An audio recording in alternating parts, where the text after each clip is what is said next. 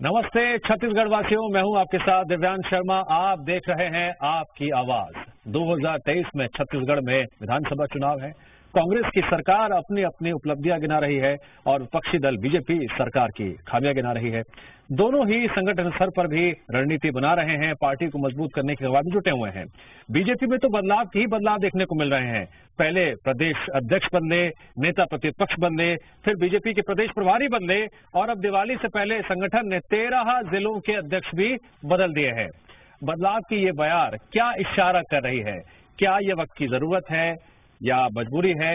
नई टीम, नए चेहरे क्या 2023 की राह आसान कर पाएंगे?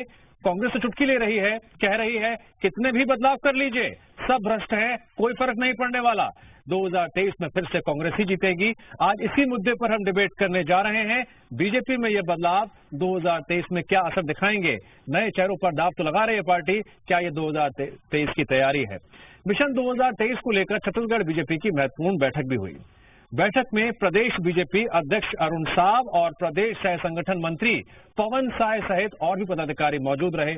बैठक के बाद प्रदेश अध्यक्ष से इन बदलावों को लेकर सवाल पूछा गया, जिसके जवाब में अरुण साव ने कांग्रेस के परिवारवाद को लेकर सवाल खड़े किए और घेरा। कहा बीजेपी कार्यकर्ताओं की पार्टी है। कांग्रेस की तरफ से भी जवाब आया और निशाने पर संगठन रहा। छत्तीसगढ़ कांग्रेस के संचार प्रमुख सुशील आनंद शुक्ला ने बीजेपी की तुलना ताश के 52 पत्तों से की और कहा कि बीजेपी के सभी 52 पत्ते भ्रष्ट हैं।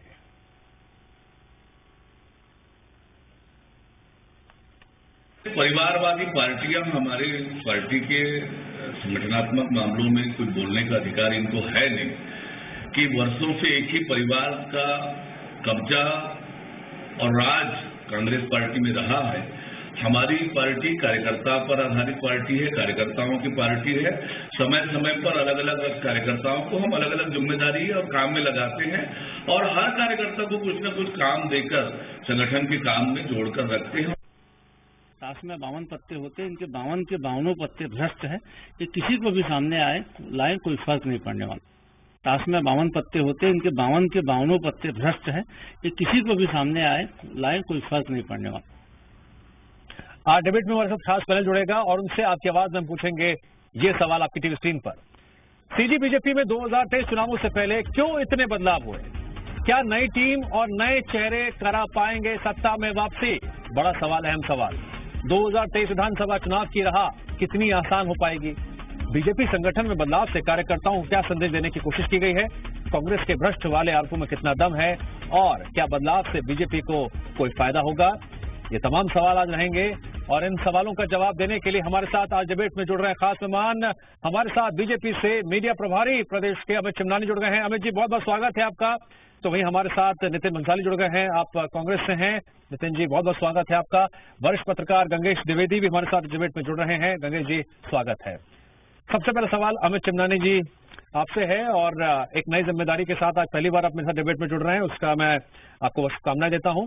लेकिन सवाल यह है कि एक के बाद एक जो बदलाव हो रहे हैं, इसे किस तरह से देखा जाए? जब बहुत ज्यादा बदलाव होने लगते हैं तो क्या संगठन पहले कमजोर था या अब और मजबूती के साथ उभर कर सामने आएगा? 2023 में कांग्रेस उतनी चुनौती दे पाएगा? क्योंकि कांग्रेस तो आपकी पार्टी के लिए कह रही है सब भ्रष्ट, आप कितने बदलाव कर लीजिए कोई फर्क नहीं पड़ने वाला। देखिए, भारतीय जनता पार्टी में लोकतंत्र जीवित है, इसीलिए बदलाव यहाँ एक सतत प्रक्रिया है।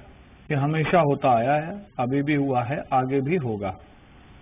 जहां तक बदलावों से किस प्रकार के संकेत गए हैं, जनता के बीच क्या मैसेज है और आगे इसका परिणाम क्या होगा, इसका जवाब जनता दे रही है। जहां पर हमारे प्रदेश अध्यक्ष सुदूर वनांचल के क्षेत्रों में जा रहे हैं, वहां पर ढोल नगाड़ों से नाचकर गाकर भारी भीड़ जन समर्थन जुटाकर उनका स्वागत किया जा रहा है।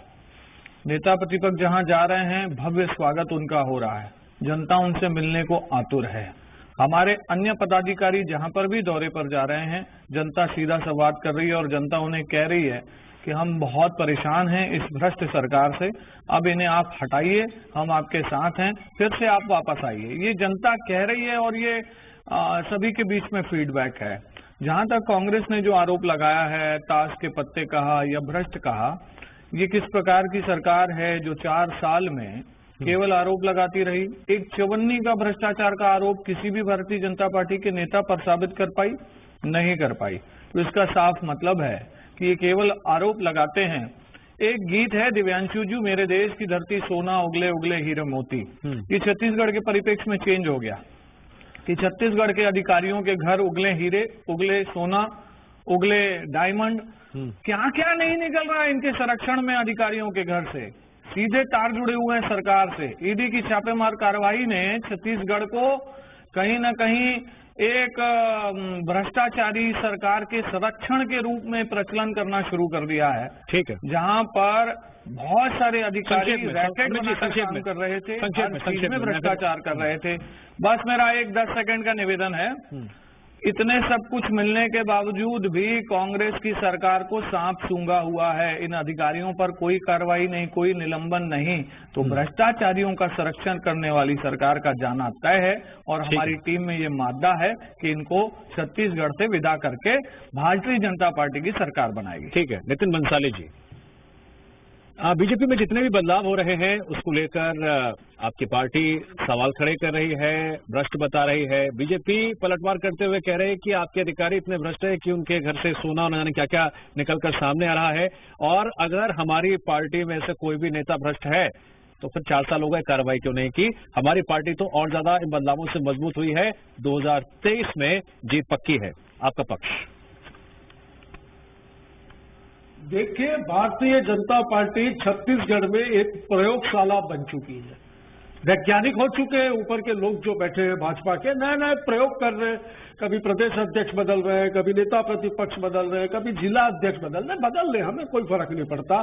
जैसा कि हमारे संचार प्रमुख ने कहा कि 52 पत्ते हैं, 52 के 52 जो है भ्रष्ट है, तो मैं खोटे सिक्के कहता हूं, पिटे हुए मोहरों पे भारतीय जनता पार्टी दांव खेल रही है। खेले, कोई फर्क नहीं पड़ता। हम तो हमारे काम को लेकर जनता के बीच है। मुझे तो समझ में नहीं आता, ये भारतीय जनता पार्टी सुबह 10 बजे से मीटिंग स्टार्ट करके शाम को 7 बजे तक कौन सी मीटिंग करती है? आज की ही बात है। मैं ये जानना चाहता हूं कि क्या इस बैठक में देश में बढ़ती महंगाई पर, गिरती अर्थव्यवस्था पर, बेरोजगारी पर चर्चा होती है? बताएं, होती है कि नहीं होती? अब ये सिर्फ एक स्वप्न देख रहे हैं, जैसा कि अभी मेरे साथी प्रवक्ता कह रहे थे कि 2023 में सरकार बनाना, तो 23 में तो हम निश्चिंत हैं क्योंकि हम हमारे काम को लेकर निश्चिंत हैं। पर 2024 में केंद्र से इनकी रवानगी तय है और ये अवसाद और फ्रस्ट्रेशन में जो नए नए प्रयोग और नए नए बदलाव कर रहे हैं वो इन्हें मुबारक। हमें इससे कोई फर्क नहीं पड़ना है। हम जनता के बीच अपने काम को लेकर जा रहे हैं। हाल ही में छत्तीसगढ़ के मुख्यमंत्री को IANS सी वोटर सर्वे रिपोर्ट में पूरे देश में प्रथम नंबर पर काबिज किया है, पहले नंबर पर आए हैं। तो मैं तो देशवासियों को ये बताना चाहता हूं कि आए छत्तीसगढ़ का मॉडल देखें। छत्तीसगढ़ वासियों को, प्रदेश के मुख्यमंत्री जी को, प्रदेश के अधिकारियों को, कर्मचारियों को और इस प्रदेश की जनता को और कांग्रेस के एक एक कार्यकर्ता को छत्तीसगढ़ को नंबर 1 मुख्यमंत्री साबित होने पर बधाई और शुभकामनाएं। पर ये इनको ये भी नहीं पच रहा है कि ये पहले नंबर पर क्यों आए। ठीक है, गंगेश जी, कांग्रेस इस बदलाव को एक प्रयोगशाला के तौर पर नए नए प्रयोग बता रही है और कह रही कुछ असर पड़ने वाला नहीं है इसका। हमारी कामयाबी का स्तर इस कदर इतना ऊंचा जा चुका है कि जनता हमें चुनेगी, उपलब्धियां गिना रही है कांग्रेस। लेकिन बीजेपी में ये जो बदलाव हो रहे हैं, प्रदेश अध्यक्ष से जो शुरुआत हुई थी, फिर हमने कार्यकारिणी बदलाव देखे थे, प्रभारी का बदलाव हुआ और अब हम देख रहे हैं 13 जिलों के अध्यक्ष बदले गए हैं। कार्यकर्ताओं को क्या संदेश देने की कोशिश की गई है, क्या संदेश जा रहा है और क्या मायने निकाले जाए इसके? देखिए, निश्चित तौर पर ये भाजपा में जो बदलाव हुआ है, ये बदलाव अगर हो सकता पिछले चुनाव में होता तो इतनी बड़ी हार नहीं होती। इसकी मुख्य वजह यह है कि देखिए, पहली बार छत्तीसगढ़ में देखा था कि भाजपा के दफ्तर में 35 सीटों में विवाद खड़ा हुआ था। मतलब 35 जगह से लोग आगे प्रदर्शन किए थे। मतलब ये बड़ा संकेत था उस वक्त चुनाव के पहले। मीडिया भी इसको ऑब्जर्व कर रहा था, जो राजनीतिक प्रेक्षक वो भी ऑब्जर्व कर रही थी कि कभी इस तरह का, मतलब भाजपा को कैडर बेस्ड पार्टी माना जाता है, अनुशासन प्रमुखता से वहां का नारा था। लेकिन 35 सीट पे विवाद खड़ा हुआ था। मतलब 35 सीट पे लोग यहाँ पे आके भाजपा दफ्तर प्रदर्शन किए थे। उसके अलावा और भी बहुत सारे बात थे। तो ये चीजें, और उस समय जो इसके बाद जब चुनाव में बड़ी हार हुई, कांग्रेस की बड़ी जीत हुई, तो उसका जो समीक्षा हुई थी बैठक अंदरूनी समीक्षा में ये बात सामने आई थी कि कार्यकर्ता इस बात से खासे नाराज थे कि वही चेहरे बार बार रिपीट हो रहे हैं। इस बात को लेके अब ये जो बदलाव हुआ है ये मेरे ख्याल से बहुत अच्छा बदलाव है भाजपा के लिए। और पिछले महीने 1.5 महीने से मैं देख रहा हूं कि बहुत अग्रेसिव मोड में आई है भाजपा, और अध्यक्ष से लेकर सारे और जिला अध्यक्ष अभी जो चेंज हुए हैं, तो इसका फायदा इनको निश्चित तौर पर मिलने वाला है और कांग्रेस को भी मतलब कड़ी टक्कर का सामना करना पड़ेगा चुनाव में। नहीं, क्या आप ये कह रहे हैं कि पुरानी टीम कमजोर थी? क्या पुरानी टीम इतनी कमजोर थी कि 2023 में वापसी नहीं करा पाती किसी भी तरीके से? जरूरी था ये पार्टी के लिए, आप ये कह रहे हैं? नहीं, पुरानी टीम कमजोर नहीं थी। एक्चुअली मामला ये था कि पुरानी टीम लगातार वही मंत्री हर बार एक बार मंत्री, ठीक है, पुराने कार्यकर्ताओं का ये था कि जो ये बड़ा है वो आसमान छू रहा है, जो छोटा है वो छोटा ही रह जा रहा है। बदलाव जो नहीं हुए थे ना, उसकी वजह से कार्यकर्ताओं में नाराजगी थी। तो पिछली बार वाकई भाजपा के कार्यकर्ताओं ने चुनाव का बहुत अच्छा कार्य नहीं किया था। अब जो है कार्यकर्ता काफी उत्साहित होंगे इस बदलाव से, मुझे ऐसा लगता है। क्योंकि आमूल से परिवर्तन हुआ है। खाली मतलब प्रदेश संगठन से लेके मीडिया विभाग में भी परिवर्तन की जिस तरह से हुए हैं, मीडिया विभाग एकदम कार्यकारिणी बदलाव सुबह, बिल्कुल बिल्कुल, मतलब मैं ये बता रहा हूँ सुबह 7 बजे से बयान आना शुरू हो जाता है भाजपा के दफ्तर से। तो ये मतलब एक बड़ा इंटरेस्टिंग चेंज है मेरे हिसाब से। तो आपको इंटरेस्टिंग लग रहा है, लेकिन कांग्रेस पर सवाल उठा रही है कि सुबह 10 बजे से लेकर शाम के 7 बजे तक बैठक होती रहती है, होता क्या है?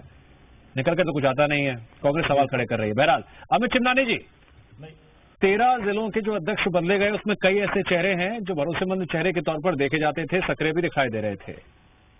क्या इससे सभी कार्यकर्ताओं में सकारात्मक संदेश जाएगा? आपकी पार्टी के प्रदेश अध्यक्ष भले ही कह रहे हैं कि कार्यकर्ताओं की पार्टी है और कार्यकर्ताओं को लगातार मौका मिलता है, लेकिन जो पुराने चेहरे हैं क्या वो भरोसेमंद नहीं रहे? दिव्यांशु जी, थोड़ा सा मैं करेक्शन करना चाहूंगा। 5 नए जिले थे जिसमें 5 नए जिला, ठीक है, बिल्कुल सॉरी, ठीक है। 7 जिलों में जिला अध्यक्ष बदले गए हैं। 7 जिलों में जिला अध्यक्ष बदले गए हैं और 1 जिला अध्यक्ष रिपीट हुए हैं। तो बदलाव 7 जिलों में अभी तक आज की तारीख तक हुआ है। और भारतीय जनता पार्टी एक कैडर बेस्ड पार्टी है। संगठन में जितने भी निर्णय होते हैं सभी स्वीकार करते हैं, और जितने भी अभी निर्णय हुए हैं उसका कार्यकर्ताओं और जनता के बीच एक अच्छा रिजल्ट देखने को मिल रहा है। हमारे साथी प्रवक्ता मुख्यमंत्री जी के 1 नंबर में आने की बात कह रहे थे, तो मैं उसका जवाब देना बहुत जरूरी समझता हूं। इस प्रदेश में हताशा और निराशा से जिनके नेतृत्व में केवल 3 सालों में 20,000 लोगों ने आत्महत्या की, 3,000 हत्याएं हुई, 8,000 बलात्कार हुए, छत्तीसगढ़ ने अपने से 5 गुना और 10 गुना बड़े प्रदेश बिहार और यूपी को जनसंख्या की दर के आधार पर अपराधों में पीछे छोड़ दिया। जो सरकार प्रति वर्ष 18,000 करोड़ रुपए का कर्जा ले रही है, जिसके मंत्री ने खुद अपने मुख्यमंत्री को चिट्ठी लिखकर कई गंभीर आरोप लगा करके त्याग पत्र दे दिया, और ये तक कहना पड़ा कि हमारी औकात नहीं है। एक मिनट, मैं रोक रहा हूँ, दोनों रुकिए, एक मिनट दोनों रुकिए। नितिन जी और अमित जी दोनों रुकिए एक मिनट। नितिन जी और अमित जी दोनों रुकिए एक मिनट, दोनों रुकिए एक मिनट, प्लीज रिक्वेस्ट कर रहा हूँ। आप नितिन जी 1 मिनट का वक्त दे रहा हूँ मैं अमित जी को, उन्हें बोलने दीजिए, फिर आप पलटवार कीजिएगा। अमित जी 1 मिनट प्लीज, जल्दी से। हर क्षेत्र में जनता को ठगने का काम किया। सर्व आदिवासी समाज खुद सुप्रीम कोर्ट जा रहा है। कांग्रेस से उसने ये कह दिया कि हमसे आपको अपेक्षा है ही नहीं, हम खुद जाएंगे। 32% आरक्षण उनका चला गया है। कोई वर्ग यहाँ पर खुश नहीं है, सबने आंदोलन किए हैं और मंत्रियों के पास जवाब नहीं है, और जनता को दिव्यांशु जी ये फेस नहीं कर पा रहे हैं। इनके प्रदेश प्रभारी पुनिया जी का बस्तर दौरा होना था, एन वक्त पे उसको कैंसिल किया गया, और कांग्रेस के नेता और मुख्यमंत्री एक मिनट अपनी बारी में 20 सेकंड और आप बोलिएगा ना, 20 सेकंड अपनी बारी में ये बोलिए। प्रदेश अध्यक्ष जा रहे हैं तो कोई बात नहीं, 20 सेकंड और बोलने दीजिए, फिर 20 सेकंड और बोलने दीजिए। नितिन जी मैं आपको बोलने नहीं दूंगा। नितिन जी 20 सेकंड रुक जाइए प्लीज, खत्म होने दीजिए प्लीज, है ना। अरे ऐसा मत करिए कोई।